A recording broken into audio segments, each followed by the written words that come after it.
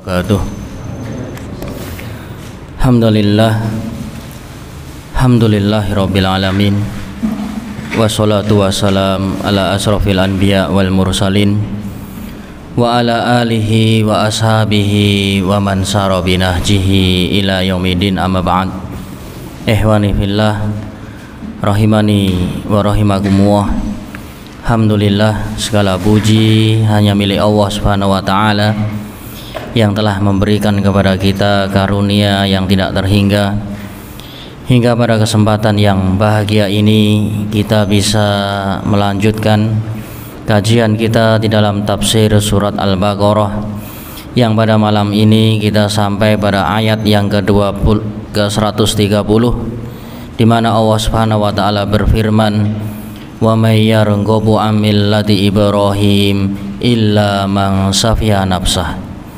Walaqad istafainahu fid dunya wa innahu fil akhirati laminas sholihin."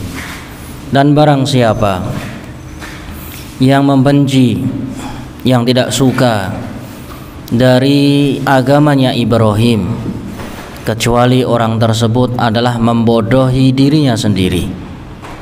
Dan sungguh kami telah memilihnya ketika dia di dunia, yaitu Ibrahim, dan sesungguhnya dia di akhirat tergolong dan termasuk dari orang-orang yang soleh yang memiliki derajat tinggi di surga. Ayat ini membicarakan tentang kemuliaan Nabi Ibrahim, yang pada akhirnya ditutup dengan ayat ini, yang sebelumnya sudah dibahas tentang kemuliaan Ibrahim ketika berdoa, ketika membangun Ka'bah, ya, ketika doa yang terakhir yang kemarin pada ayat 129, Rabbana wab'ats fihim rasula, ya Allah, bangkitkan, utuslah pada mereka seorang utusan dari anak cucuku yang membacakan kepada mereka ayat-ayat-Mu, ya Allah, dan mengajarkan kepada mereka Alkitab dan hikmah, serta mensucikan hati-hati mereka. Sesungguhnya Engkau adalah Zat yang maha perkasa lagi maha hikmah. Di dalam ayat ini pada 129 Allah menghabarkan tentang kesempurnaan doa Ibrahim untuk penduduk Mekah, secara terkhusus untuk keluarganya dan keturunannya, di mana memohon kepada Allah agar diutus seorang utusan dari keturunannya, dan Allah mengijabahi. Dan takdir Allah sesuai dengan doa dari Nabiullah Ibrahim. Semua nabi lahir dari keturunan Ibrahim, di mana Ibrahim memiliki putra Ismail, kemudian akan muncul di akhir zaman Nabiullah Muhammad, kemudian adiknya Ishak memiliki keturunan-keturunan, ya, dari anak-anaknya Yakub, dari Bani Israel, semuanya keturunan dari Yakub, yang jumlah nabi dan rasulnya ratusan bahkan ribuan. Ini kesesuaian takdir Allah, ya, dengan doa Nabiullah Ibrahim. Bahkan Allah menjadikan nabi yang terakhir ini sebagai nabi yang ummi, yang tidak tahu baca dan tulis, sebagai mukjizat. Orang yang tidak tahu baca dan tulis ternyata dihormati seluruh manusia. Agamanya dijadikan agama yang terakhir, menghapus agama-agama sebelumnya. Bahkan bukan hanya kalangan manusia, bahkan bangsa jin pula demikian. Sebagaimana sabda Nabi SAW, "Inni indallah", ya, sesungguhnya aku di hadapan Allah merupakan penutup dari nabi-nabi dan rasul. Dan Allah tuliskan hal tersebut, ya, ketika Nabi Adam masih dalam kondisi tercipta dari tanah, belum lagi ruhnya ditiupkan. Bahkan jauh sebelum itu Allah sudah tuliskan bahwa nabi terakhir adalah Muhammad. Wa sa'unabbi'ukum bi awwalin dzalik, dan aku akan habarkan permulaan dari itu semua, yang tidak lain aku merupakan berkah doa dari ayahku Ibrahim. Aku merupakan kabar gembira dari saudaraku Isa ibnu Maryam, dan aku merupakan mimpi yang telah dimimpikan oleh ibundaku yang dahulu pernah melihat ketika di dalam kandungan akan lahir dari kandungannya sosok cahaya yang menerangi hingga negeri Syam, negeri Persia, yang dimana Persia di saat itu adalah negeri yang paling tangguh, teknologinya sangat luar biasa. Selain di sana ada Romawi, ya, maka di situ ada Persia, kerajaan Persia yang sangat-sangat kuat dan megah. Ternyata di dalam mimpinya benteng-benteng kekaisaran Persia dicahayai oleh putranya dari bunda yang mulia ini. Artinya apa? Agamanya akan sampai ke sana. Dan benar, tidak jauh dari kekhilafahan, ya, Umar bin Khattab sudah dibuka kota Persia, tunduk, orang-orang Islam menyebar. Demikianlah, ya, doa dari Nabi Ibrahim. Bahkan tertulis di dalam kitab Injil Bushra Isa, Nabi SAW merupakan kabar gembira yang sudah digandang-gandang, yang sudah disebar-sebar di dalam Injil. Ya'ti mim ba'di ismuhu Ahmad, akan datang Nabi setelahku yang bernama Ahmad. Ahmad yang artinya Ahmadu, orang yang paling pandai memuji pada Allah. Kalau para nabi, kalau para rasul, mereka semuanya pandai memuji, bersyukur kepada Allah. Namun Nabi Muhammad ini lebih lagi, sehingga disebutkan isim tafdil Ahmadu, orang yang paling sangat bisa memuji kepada Allah. Hingga pada akhirnya, ya, di hari kiamat kelak ketika syafaatul udma, beliaulah yang meminta puja-pujian di hadapan Allah.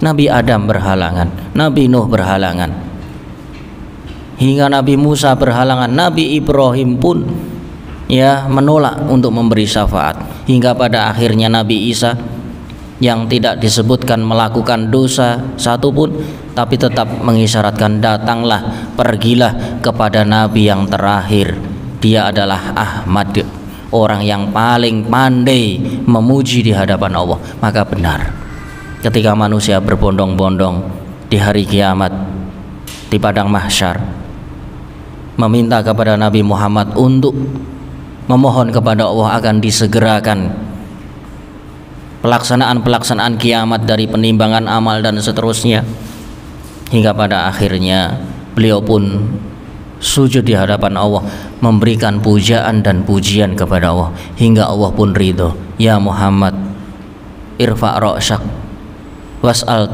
tu'ta washfa' tusyafa. Wahai Nabi Muhammad, angkat kembali kepalamu. Beliau memuji kepada Allah dalam kondisi sujud. Dia adalah hamba yang paling tahu antara hamba dan Tuhannya. Kondisi yang paling dekat adalah sujud, dan di dalam sujud itu memberikan puji-pujian yang tidak pernah dipuji oleh nabi-nabi sebelumnya, sehingga beliau pun dinamakan sebagai Ahmad. Dialah Muhammad, dia adalah Mahi, dan seterusnya, hingga pada akhirnya diberikan syafaat yang dikenal dengan syafaatul udma. Semoga kita semua termasuk hamba yang diberikan syafaat kelak oleh Allah melalui Nabi kita Muhammad sallallahu alaihi wasallam. peran dari tujuan seorang nabi ini adalah membacakan kepada umat ini Alkitab, mengajarkan kepada mereka al-hikmah. Yang namanya hikmah adalah kebenaran. Di mana ada kebenaran, dialah hikmah. Dan Al-Quran,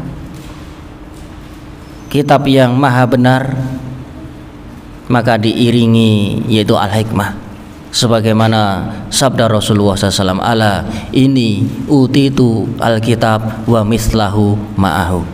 Ketahuilah wahai para sahabat, aku diberikan satu kitab dan menyertainya bersamanya, yaitu apa? Al-hikmah, yang berupa sunnah-sunnah Nabi SAW, yang tujuannya kedua ini, Alkitab maupun hikmah, adalah mensucikan jiwa-jiwa manusia, wa yuzakkihim. Sehingga tujuan kita beribadah, tujuan ubudiyah kita kepada Allah, tujuan kita menyembah, melakukan ibadah-ibadah adalah membersihkan jiwa, sehingga jiwa kita adalah jiwa yang bersih, sebagaimana Allah katakan, ya ayyatuhan nafsul mutmainnah irji'i ila rabbiki radiyatan mardiyah fadkhuli fi ibadi wadkhuli jannati. Kalau ibadah kita, pengabdian kita, bacaan kita terhadap Quran, kita mempelajari sunnah-sunnah Nabi hingga membersihkan, mensucikan jiwa-jiwa kita, maka pada akhirnya, di akhir kehidupan kita, Allah Subhanahu wa taala katakan, ya ayyuhatun nafsul mutmainnah, wahai jiwa yang bersih, wahai jiwa yang bening, yang suci, kembalilah kepada Tuhanmu, masuklah kepada hambaku, kembalilah ke dalam surgaku. Ini adalah tempat dari jiwa yang bersih. Orang membaca Al-Quran, jiwanya bersih. Orang beribadah kepada Allah dari sholat, zikir, bahkan ibadah-ibadah yang ghairu mahdhah, ya, membantu sesama manusia, ya, meringankan beban fakir, miskin, janda. Itu semua tujuannya adalah membersihkan jiwa, agar jiwa kita bersih, bening. Dengan itu Allah akan masukkan jiwa kita ke dalam surga Allah.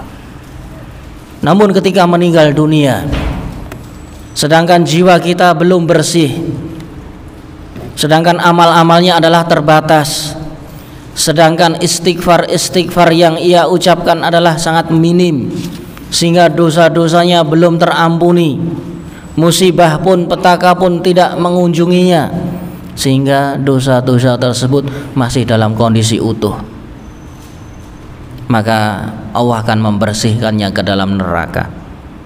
Seorang yang muslim yang bersyahadat la ilaha illallah, walaupun dia memiliki dosa dan dosanya belum terbersihkan dengan istighfar, belum dibersihkan melalui taubat, dia aman dari ujian, petaka dan musibah, maka penghapus-penghapus dosa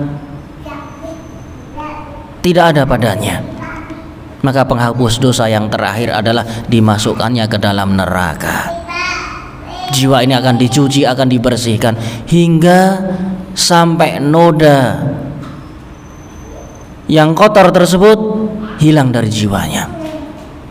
Sebagaimana yang diriwayatkan dalam hadis Bukhari, hadis Muslim, diriwayatkan pula oleh para ahlus sunan, ya, orang yang terakhir masuk ke dalam surga,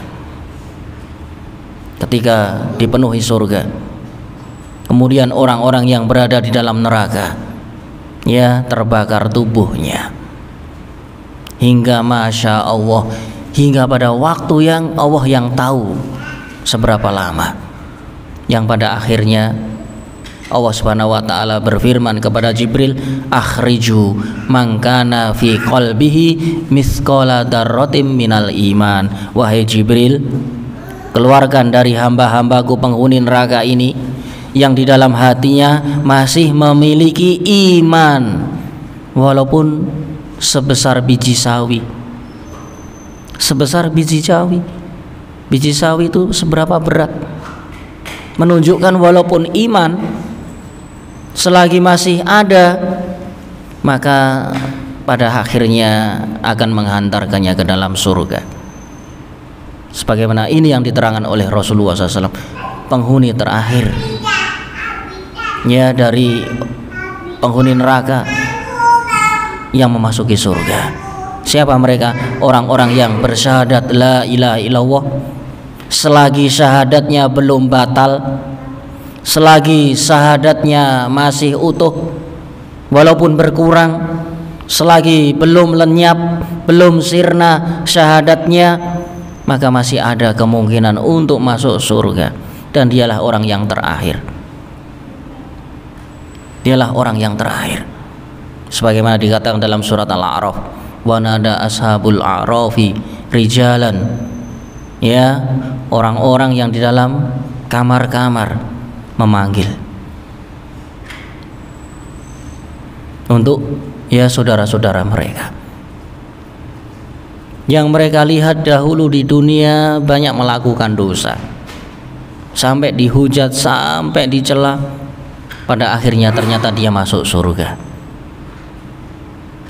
Masuk surga dengan rahmat Allah Subhanahu wa ta'ala. Maka dari sini ya pentingnya kita mempelajari kitab, mempelajari hikmah yang tujuannya adalah mensucikan hati-hati kita. Innaka antal azizul hakim. Di dalam ayat-ayat Al-Quran sering disandingkan kalimat aziz dengan kalimat hakim, karena yang namanya keperkasaan Allah dibangun di atas hikmah. Keperkasaan Allah dibangun di atas hikmah. Allah menciptakan keburukan, Allah menciptakan neraka, Allah menciptakan segala sesuatu yang dianggap ya tidak baik, namun semua itu adalah hikmah. Ada hikmah di baliknya. Diciptakannya iblis, ada hikmahnya. Diciptakannya keburukan-keburukan termasuk maksiat, dosa, syirik, ada hikmah di baliknya. Sehingga keperkasaan Allah, siksa Allah yang menyiksa orang-orang yang berdosa selalu disandingkan kalimat Al-Hakim, zat yang maha bijaksana, zat yang maha hikmah. Siksa Allah, azab Allah tidak pernah lepas dari hikmah, tidak melampaui batas, tidak lebih dari ukuran dan takaran. Sehingga banyak dalam ayat terulang di dalam Al-Quran lebih dari 10 kali Al-Aziz Al-Hakim, Al-Aziz Al-Hakim. Ini menunjukkan dua nama sekaligus sifat bagi Allah Subhanahu wa ta'ala, bahwasanya Allah adalah maha perkasa lagi maha hikmah, karena semua perbuatan Allah dibangun di atas hikmah. Bahkan ancaman-ancaman Allah, siksa-siksa Allah dibangun di atas hikmah. Tiada sesuatu yang melampaui kadar dan takaran serta ukuran, semuanya terukur. Sehingga dikatakan Al-Hakim, dialah zat yang maha hikmah. Kemudian berikutnya pada ayat yang sekarang 130, Allah Subhanahu wa ta'ala berfirman, wa may yarghabu an millati Ibrahim, maka barang siapa yang membenci, yang tidak suka terhadap ajaran milah yang dibawa oleh Ibrahim, yang dimana milah Ibrahim adalah milatu as-samha, agama yang lembut, agama yang penuh hikmah, agama yang berserah diri kepada Allah. Maka barang siapa yang membenci dari ajaran Nabi Ibrahim, illa kecuali dia adalah orang-orang yang membodohi dirinya sendiri. Disebutkan dari awal kisah betapa ya keutamaan Nabiullah Ibrahim. Dia membangun Ka'bah, dia berdoa agar penduduk Mekah diberikan keamanan, diberikan rezeki. Kemudian ia berdoa agar dari keturunannya diutus seorang nabi. Maka bila kita meninjau perbuatan, kelakuan, bahkan agama yang diserukan Nabiullah Ibrahim, semuanya adalah agama sesuai yang fitrah, allati fataron nas 'alaiha, yang Allah fitrahkan kepada manusia. Tidak ada ajaran yang menyimpang, tidak ada ajaran yang sifatnya kekerasan, tidak ada ajaran yang sifatnya ekstrim. Tidak ada. Ajaran Ibrahim, milah dari Ibrahim, sebagaimana tertera dalam surat Al-Bayyinah, wa ma umiru illa liya'budullah mukhlishina lahuddin hunafa, yaitu agama yang lurus. Lurus. Allah katakan agama lurus, tidak ada condongnya, tidak ada bengkoknya, tidak ada kendornya, tidak ada celahnya. Maka dari sini ditekankan dalam 130, barang siapa yang membenci, yang tidak suka terhadap ajaran Nabiullah Ibrahim, maka kecuali dia adalah orang-orang yang membodohi dirinya sendiri. Kalimat safiha, ya, artinya pandir, bodoh. Safah, membodohi dirinya. Di sini dikatakan oleh Al-Hafidz Ibnu Katsir, yaqulu tabaraka wa ta'ala, Allah Subhanahu wa taala memfirmankan di dalam ayat ini, raddan alal kuffar, dalam rangka membantah sikap-sikap orang-orang kafir, fima ibtada'uhu wa ahdatsuhu minasyirki, dari apa-apa yang mereka lakukan, yang mereka perbarui dari perbuatan-perbuatan syirik kepada Allah, al-mukhallif li millati Ibrahim, yang semua itu merupakan menyelisihi ajaran dari Nabi Ibrahim. Perlu diketahui, semenjak Nabi Ibrahim menginjakkan kota Mekah, ya, orang-orang ya berusaha untuk mengikutinya, berusaha untuk mengikuti. Kemudian muncullah kesyirikan, muncullah kesyirikan. Dari kesyirikan-kesyirikan tersebut, ya, diutuslah nabi-nabi dari keturunannya. Dahulu kala kota Mekah adalah lembah yang tidak berpenghuni. Jangankan berpenghuni, ya, pohon-pohonan pun tidak ada. Sejak diinjakkan kakinya di situ, kemudian meninggalkan istrinya beserta putranya Ismail, kemudian tumbuh dewasa, kemudian disitulah orang-orang mulai menyembah Allah Subhanahu wa ta'ala. Ada pendatang-pendatang dari Yaman, ada pendatang-pendatang dari Habasyah, Ethiopia. Semua awal mulanya mengikuti ajaran Nabi Ibrahim, hingga pada akhirnya datanglah masa Amr ibnu Luhai, sosok manusia yang bernama Amr ibnu Luhai, yang dia pertama kali mengimpor berhala dari Persia. Dahulunya Mekah nggak ada berhala, orang nggak tahu memahat patung, ya, dari batu-batu besar, dari kayu-kayu, nggak ada. Dahulunya penduduk Mekah yang pertama kali tinggal di situ adalah Ibrahim beserta istrinya dan putranya, semuanya menyembah Allah Subhanahu wa ta'ala. Hingga pada masa datangnya Amr ibnu Luhai, mulai mendatangkan berhala dari luar Mekah, kemudian diperkenalkan, ini adalah oleh-oleh dari negeri seberang sana, kemudian dipamerkan, kemudian dipajangkan, kemudian mulai, ya, sedikit demi sedikit, hingga pada akhirnya patung tersebut disembah, patung tersebut akhirnya disembah. Hingga pada akhirnya generasi demi generasi orang yang beragama semakin minim, sehingga orang-orang melupakan agama Ibrahim, hingga pada akhirnya terjadi kesyirikan, menyembah berhala kepada selain Allah. Siapa yang pertama kali? Adalah Amr ibn Luhai yang mendatangkan berhala ke Jazirah Arabia.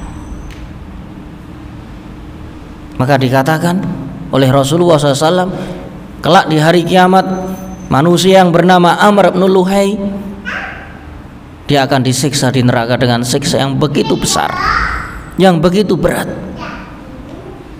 sambil ususnya ya ditarik-tarik, ya, kemudian dia tersiksa karena dia pertama kali yang mendatangkan berhala.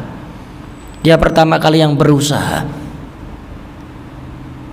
organ, ya, kalau bagian dalam kita sampai keluar kemudian sampai tersiksa, itu merupakan azab yang berat.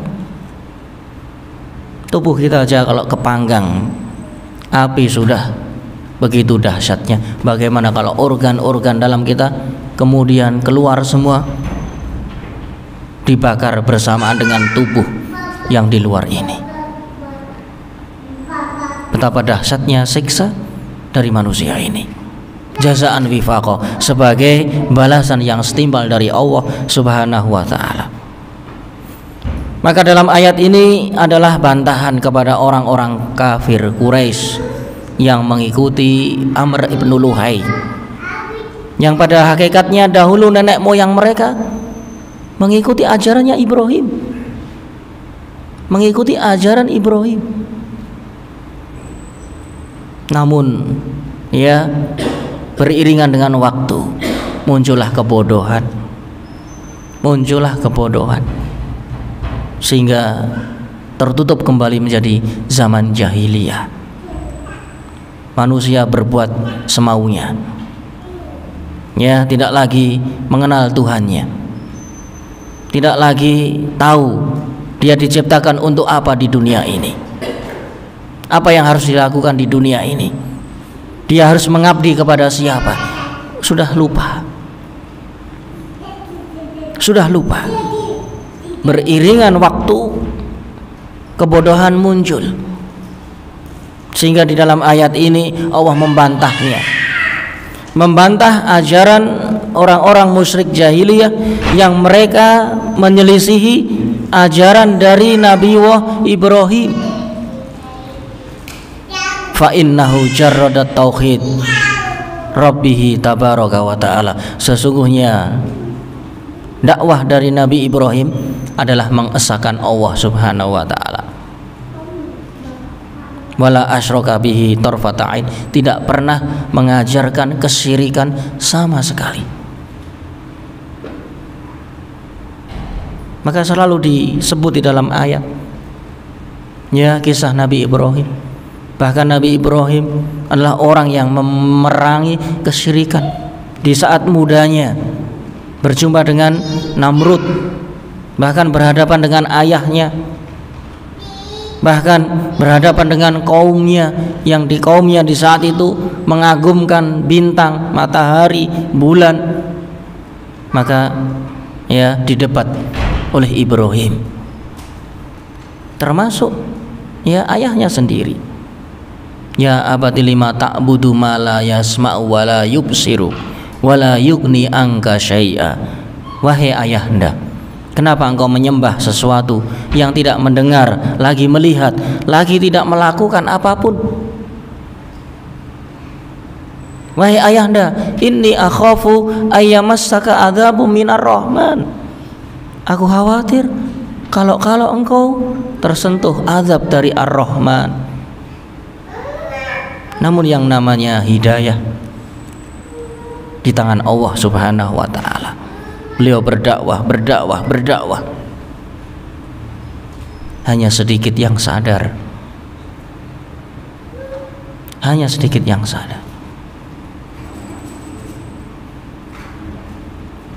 sebagaimana yang diterangkan di dalam surat Al-Qur'an, ya qaumi inni bari'um mimma tusyrikun, wahai kaumku, aku berlepas diri dari apa-apa yang engkau sembah selain Allah. Inni wajjahtu wajhiya lilladzi fataras samawati wal ardi hanifa.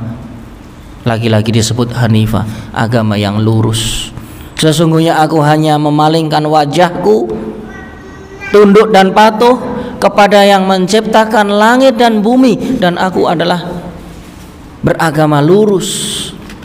Wa ma ana minal musyrikin, sama sekali tidak pernah aku melakukan kesyirikan. Walaupun dia seorang pemuda, walaupun dia seorang tumbuh di kalangan-kalangan orang-orang yang menyembah selain Allah, tapi tidak pernah beliau sujud kepada berhala. Walaupun ayahnya ahli memahat patung-patung, namun Ibrahim tidak pernah terdetak pikirannya untuk mengabdikan diri kepada berhala yang dibuat oleh ayahnya. Demikian pula diceritakan dalam Al-Quran, wa id qala Ibrahim li abihi wa qaumihi innani bara'um mimma ta'budun. Dan ingat kisah Nabiullah Ibrahim ketika berhadapan dengan ayahnya dan kaumnya. Sesungguhnya aku berlepas diri dari apa-apa yang engkau sembah, illal ladzi fatarani, kecuali aku hanya menyembah zat yang menciptakan diriku dan menciptakan alam semesta. Fa innahu sayahdin, dialah yang akan membimbing diriku. Aku yakin pasti aku akan mendapatkan bimbingan dari sisinya, yaitu Allah Subhanahu wa ta'ala.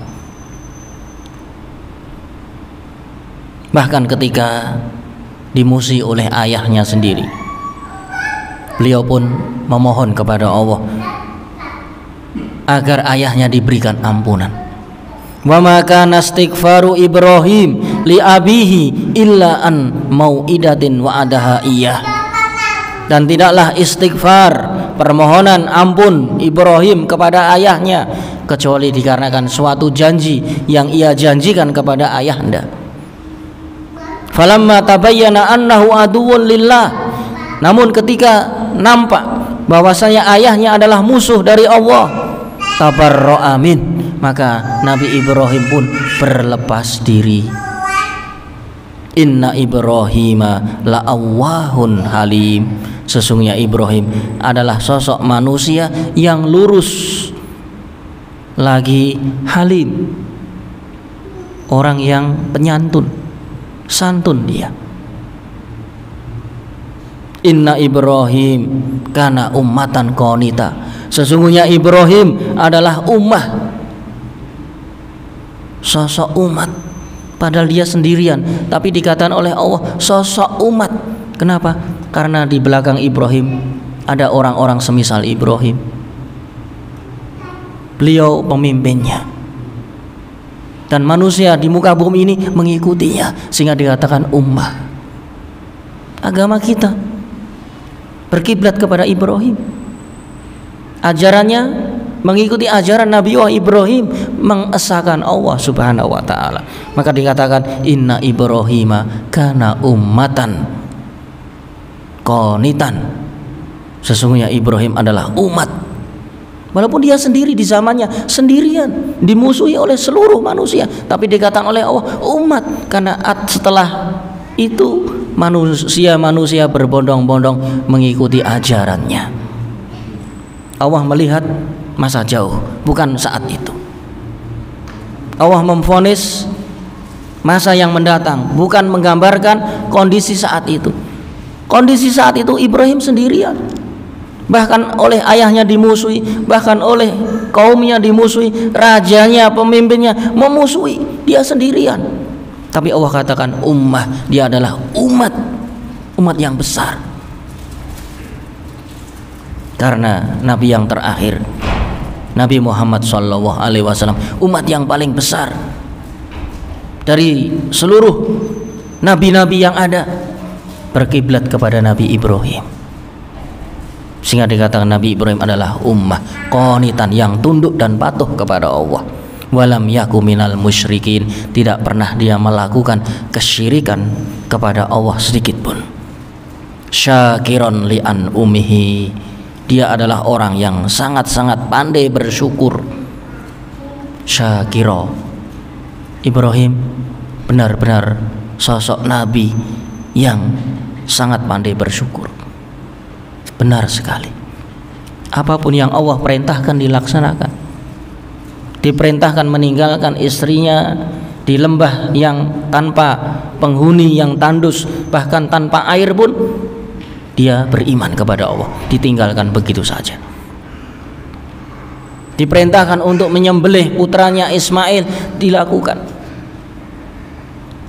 Syakiran, orang yang bersyukur. Orang yang bersyukur itu apa? Orang yang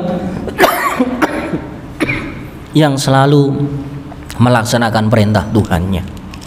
Itu orang yang bersyukur. Orang yang bersyukur adalah orang yang mampu melaksanakan perintah-perintah Tuhannya. Apapun yang diperintahkan oleh Allah, maka dilakukan. Allah memerintahkan menghancurkan berhala-berhala yang dimana rajanya di saat itu sangat bengis, dilakukan. Dilakukan. Walaupun taruhannya adalah nyawa. Betul, dibakar dia. Dibakar karena menghancurkan berhala-berhala, ditinggalkan satu berhala yang besar. Itu semua adalah perintah Allah Subhanahu wa taala untuk mendebat, ya, untuk mengajak berpikir, ya, akal-akal mereka. Taruhannya adalah nyawa, dibakar. Karena Allah yang menyuruh, memerintah, maka Allah pun yang menyelamatkan. Api di saat itu tidak berguna. Api di saat itu Allah katakan kuni bardan wa salaman ala Ibrahim. Wahai api, jadilah sesuatu yang dingin dan penyelamat kepada Ibrahim. Walaupun kayu bakar, ya, satu gunung tidak berarti, karena Allah yang menyelamatkan Nabiullah Ibrahim, yang menciptakan apilah yang menyelamatkan Nabi Ibrahim. Apapun yang Allah perintah maka dilakukan. Syakiron, dia adalah orang yang pandai bersyukur terhadap nikmat-nikmatnya. Istabahu wahadahu, Allah memilihnya, Allah memberikan hidayah kepadanya ila siratim mustaqim, kepada jalan yang lurus. Wa atainahu fid dunya hasanah, dan dia di dunia Allah berikan kebaikan-kebaikan. Wa innahu fil akhirah laminas solihin, dan dia di akhirat tergolong hamba-hamba yang soleh. Seluruh nabi adalah hamba-hamba yang soleh. Innahu minas solihin, innahu minas solihin. Ketika berbicara kepada Zakaria, kepada berbicara kepada Hud, kepada berbicara kepada Nuh, innahu minas solihin. Termasuk Nabiullah Ibrahim, dia adalah orang yang saleh di mata Allah Subhanahu wa taala di akhirat. Orang saleh itu di mana? Ketika di akhirat, orang yang memiliki derajat yang sangat tinggi, tinggi di sisi Allah, tinggi di sisi Allah. Sehingga dari sini Allah membantah perilaku-perilaku yang menyimpang, yang mulai meninggalkan ajaran Ibrahim. Allah singgung dengan ayat ini, wa man yarghab am millati Ibrahim, barang siapa yang membenci dari ajaran Nabiullah Ibrahim. Ajarannya adalah agamanya, ajarannya adalah keyakinannya, ajarannya adalah yang ditinggalkan olehnya. Illa man safiya nafsah, kecuali dia adalah membodohi dirinya sendiri. Orang yang bodoh. Bagaimana berhala bisa disembah?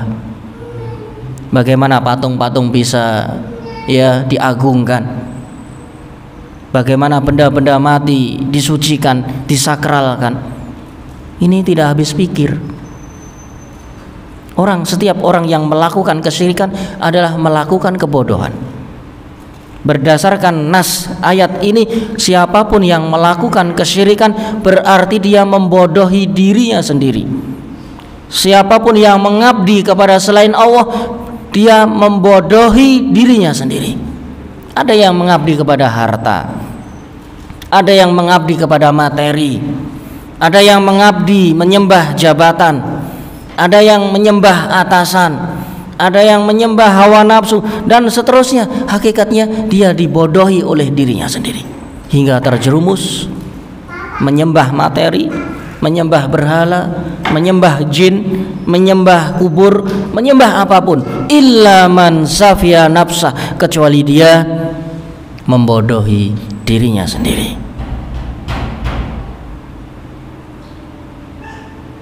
Walaqad istafainahu fid dunya. Maka dari sini ya, bahwasannya perbuatan syirik adalah perbuatan yang sangat dahsyat. Sampai dikatakan inna syirka la dzulmun adzim. Sesungguhnya kesyirikan adalah kedzaliman yang sangat besar. Kalau melakukan kedzaliman yang besar, berarti pelakunya apa? Pandai atau bodoh? Berarti dia membodohi dirinya sendiri. Haitsu khalafa tariqu man istafa fid dunya. Orang-orang yang membodohi dirinya sendiri hakikatnya adalah orang-orang yang menyelisihi jalannya Nabiullah Ibrahim yang Allah pilihkan untuknya ketika di dunia. Yaitu apa? Jalan hidayah, jalan petunjuk. Sehingga Allah jadikan Nabiullah Ibrahim sebagai khalila. Wattakhadallahu Ibrahima khalila. Karena begitu syukurnya, karena begitu patuhnya, karena begitu sedemikian rupa, hingga akhirnya Allah memilih Ibrahim sebagai khalil, Khalilur Rahman. Wattakhadallahu Ibrahima khalila.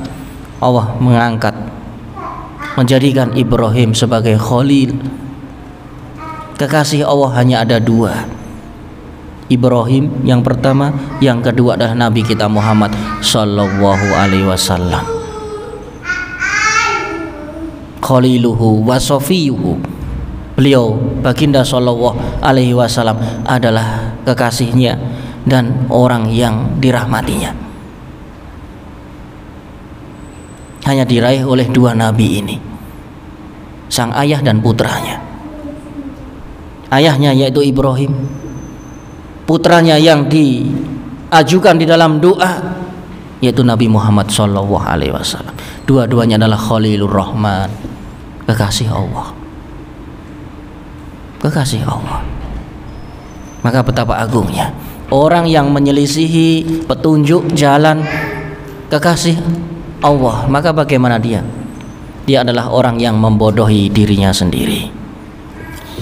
Dikatakan oleh Abul Aliyah dan Qatadah, ayat ini turun kepada orang-orang Yahudi, yang dimana orang-orang Yahudi dahulu mereka yang sebetulnya ajarannya adalah ajaran yang lurus menyembah kepada Allah, kemudian mereka belokkan. Mereka mulai mensekutukan Allah, menjadikan Uzair sebagai anak Allah. Uzair anak Allah. Sebagaimana ajaran Isa bin Maryam, mereka belokkan. Mereka menjadikan Isa sebagai anak Allah, anak Tuhan. Maka ini semua adalah perbuatan yang syirik. Perbuatan syirik. Perbuatan mensekutukan Allah. Allah adalah Maha Esa. Tidak beranak, tidak diperanakkan, tidak mengangkat pasangan, tidak menginginkan pasangan. Dia Maha Esa. Sehingga dalam ayat dikatakan makana Ibrahimu Yahudiyan wala Nasroniyan. Tidaklah Ibrahim sosok Yahudi ataupun sosok Nasrani. Bukan. Bukan Yahudi, bukan Nasrani. Jauh sebelumnya. Yahudi Nasrani itu adalah anak-anak keturunannya Ibrahim. Bagaimana sang kakek bisa dikatakan Yahudi atau Nasrani? Sedangkan Yahudi Nasrani itu adalah anak-anaknya dari Yakub. Sedangkan Yakub adalah anak dari Ishak. Ishak putranya Ibrahim. Maka dikatakan tidaklah Ibrahim itu beragama Yahudi ataupun beragama Nasrani, walakin akan tetapi kana hanifan.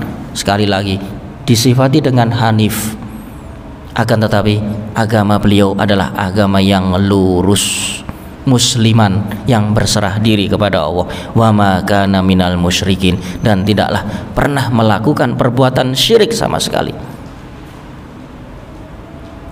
Inna aulan nas bi Ibrahim lalladina taba'uh wa hadan nabiyyu walladina amanu wallahu waliyul mu'minin. Sebagaimana disebutkan dalam surat Ali Imran, sesungguhnya orang yang paling berhak untuk meneladani Nabi Ibrahim adalah pengikutnya dan Nabi ini. Siapa Nabi ini? Yaitu Nabi Muhammad. Sebagaimana doa beliau, Rabbana wab'ats fihim, ya Allah utuslah di akhir zaman keturunanku yang mengajarkan tauhid kepada para umat manusia. Maka Nabi ini, ya sebagaimana diisyaratkan dalam ayat ini, dan Nabi ini dan orang-orang yang beriman kepada Allah, dan Allah adalah kekasihnya orang-orang yang beriman. Maka dalam ayat ini menunjukkan bahwasanya agama Ibrahim adalah agama yang lurus, hanif, agama yang tidak condong, agama yang tidak bengkok, agama yang konsisten menyembah kepada Allah walaupun apa ya musuh-musuhnya, tetap berjalan lurus, tidak kendor, tidak takut, karena itu adalah perintah Allah Subhanahu wa ta'ala. Dan orang Islam ini yang nabinya adalah Nabi Muhammad adalah orang yang aula, orang yang pertama mengikuti ajaran Nabi Ibrahim. Maka banyak dalam ajaran kita dalam menyembelih berkiblat kepada Ibrahim, di dalam tawaf berkiblat pada Ibrahim, dalam sa'i ya, kemudian dalam ya semuanya berkiblat kepada Nabi Ibrahim. Nabi Ibrahim, karena Nabi Ibrahim adalah kakek-kakeknya dari Nabi kita Muhammad Sallallahu Alaihi Wasallam. Maka dari sini agama Ibrahim dengan ajaran Islam adalah menyatu. Agama Ibrahim disempurnakan di dalam syariat Islam yang dibawa oleh Nabi Muhammad Sallallahu Alaihi Wasallam. Maka dalam Al-Quran sangat sering disebut Nabi Ibrahim. Laqad kana fi Ibrahim, ya sungguh telah ada di dalam kisah Nabi Ibrahim uswah, teladan. Di dalam Islam Nabi Ibrahim dijadikan sebagai teladan, sebagai contoh, dijadikan sebagai imam, sebagai pemimpin, walaupun dia di masa beliau sendirian. Sehingga dikatakan inna Ibrahima ummah, sesungguhnya Ibrahim adalah umat yang besar, dan dia adalah pemimpinnya, dia adalah imamnya, dan dari keturunannya adalah Nabi Muhammad Sallallahu Alaihi Wasallam. Semoga kita bisa meneladani uswah beliau dan kita dimasukkan ke dalam surganya hingga Allah ridho kepada kita. Subhanahu wa bihamdika asyhadu an la ilaha illa anta astaghfiruka wa atubu ilaik. Assalamualaikum warahmatullahi wabarakatuh.